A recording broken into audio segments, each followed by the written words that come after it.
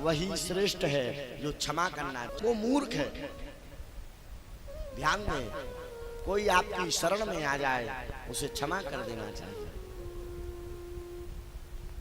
भगवान ने क्षमा कर दिया और आज इंद्र से कहा जाओ इंद्र स्वर्ग में आप जाकर के सुख करें। इंद्र ने खूब मना किया लेकिन भगवान ने कहा नहीं, ये हमारा आदेश है कि आप स्वर्ग में जाएं। और इंद्र पुनः स्वर्ग में आए। आज भगवान ने दिव्य गोवर्धन भगवान का पूजन किया। और दशमी के बाद कौन सी तिथि आती है?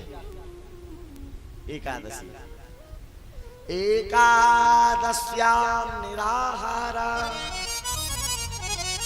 समभ्यर्चय जनार्दनम स्नातु नंदस्तु कालिंद्याम द्वादश्याम जलमाविशत। एकादशी का व्रत नंद बाबा करते हैं। नंद बाबा की उम्र है आज 80 साल से ऊपर, लेकिन नंद बाबा एकादशी का व्रत करते हैं। तब नंद बाबा की रात को नींद खुली और उन्हें ऐसा लगा जैसे सुबह के 4 बज गए। और उन्होंने अपने ग्वाल बालों को उठाया और ग्वाल बालों को साथ लेकर के कहा कि चलो हमारे साथ यमुना स्नान के लिए। क्योंकि नंद बाबा रोज सुबह ब्रह्म मुहूर्त में यमुना जी में स्नान करते हैं।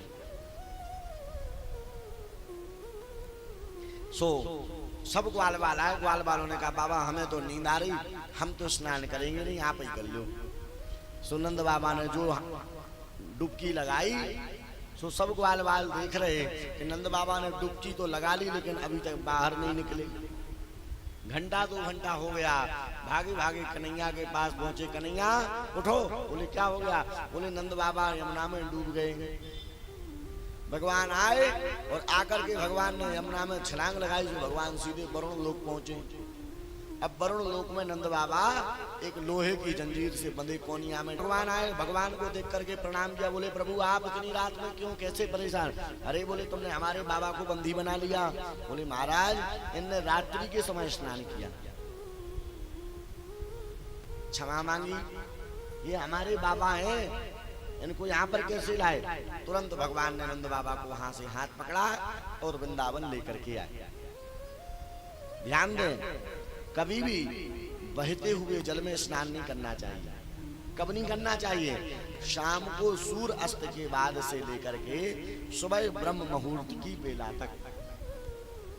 अब कई लोगों की आदत होती है कि प्रयागराज रात को 12 बजे पहुंचे, 12 बजे गंगा जी में स्नान कर लिया। मथुरा वृंदावन रात को 2 बजे पहुंचे, विश्राम घाट गए और स्नान कर लिया। नहीं, एक नियम है, उस नियम के अनुसार आपको चलना पड़ेगा। सुबह ब्रह्म मुहूर्त से लेकर के शाम को सूर्य अस्त तक ही स्नान कर सकते हो। सूर्य अस्त के बाद से और रात्रि में कभी भी बहते हुए जल में स्नान नहीं करना चाहिए। भगवान नाराज हो जाते हैं। सारे ग्वाल बाल कहने लगे कन्हैया तेरा तो बड़ा जलवा है। वहां वरुण लोक में वरुण तो तेरा बड़ा सम्मान कर रहे थे, अपना सिंहासन छोड़ दिया। अरे कन्हैया वाह, तेरा तो बहुत प्रभाव है। भगवान समझ गए कि ग्वाल बाल को ज्यादा ही तारीफ कर रहे हैं। बोले तुम चाहते क्या हो? ग्वाल बाल बोले कन्हैया हमारी एक इच्छा है। बोले क्या इच्छा है? हमारी इच्छा है कन्हैया बैकुंठ दिखा दे। हमने बैकुंठ की बड़ी चर्चा सुनी कि भजन करने से बैकुंठ मिल जावे, हवन करने से बैकुंठ मिले, ब्राह्मण की पूजा करने से बैकुंठ मिले। और हे कन्हैया तू ही हमें बैकुंठ को दर्शन कराए सके। भगवान कहने लगे बाबरे है गए हो, जब लोग मर जावे तब बैकुंठ मिले। ग्वाल बाल बोले हम तो जिंदगी में ही बैकुंठ देखना चाहें। तो भगवान ने कहा अच्छा। भगवान ने कहा चलो अपनी अपनी आंखें बंद करो। सो सबने आंखें बंद करी। बोले और आंख बंद करते ही सब लोग बैकुंठ पहुंच गए। अब भगवान तो अपनी सिंहासन पर बैठ गए और जो ग्वाल बाल हल्ला मचाने लगे। एक दूसरे से कहे राम राम जी राम राम, कैसे हो? सब बैकुंठ का नियम है कि शांति से बैठो।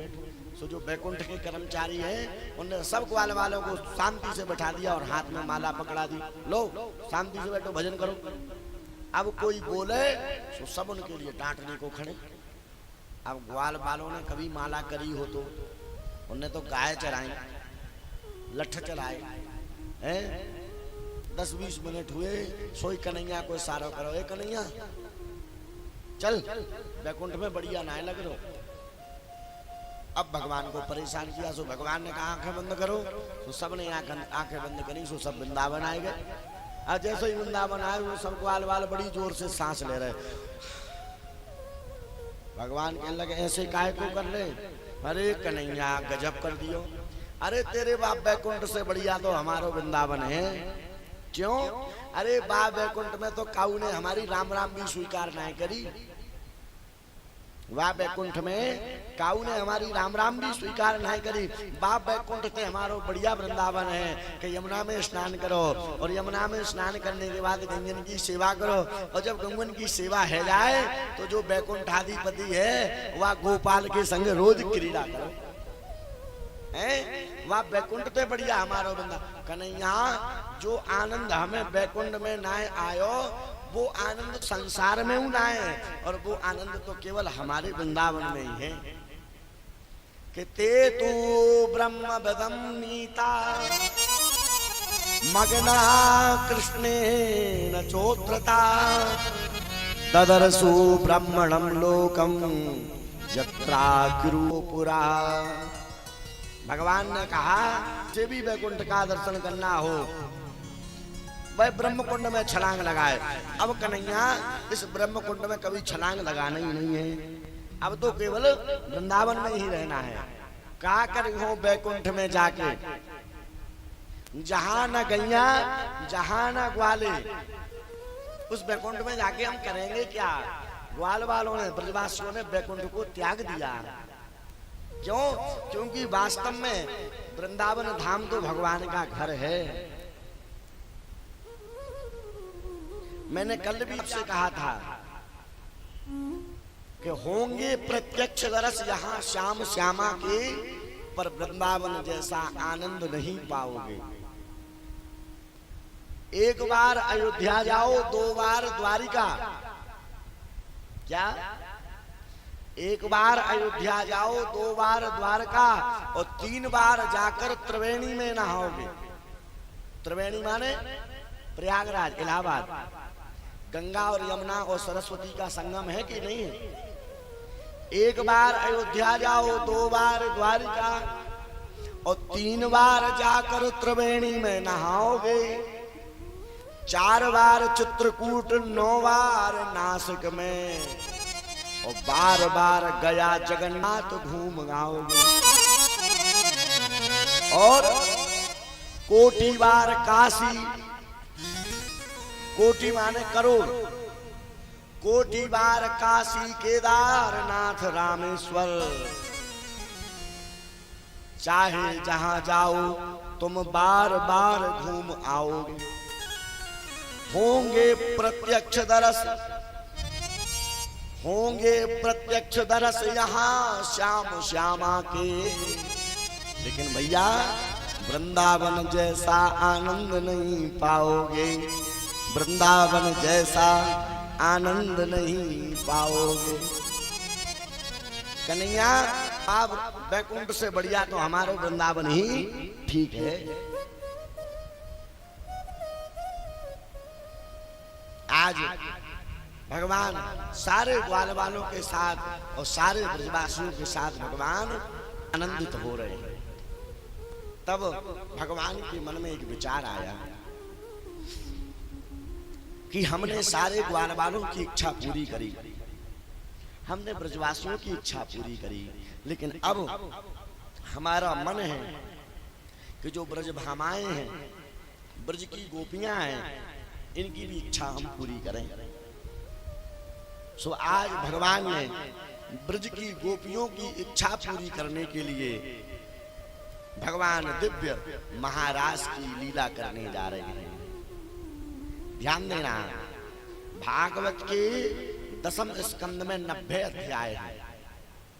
ध्यान से सुनना। भागवत के प्रथम स्कंद में 19 अध्याय है, द्वितीय स्कंद में 10 अध्याय है, तृतीय स्कंद में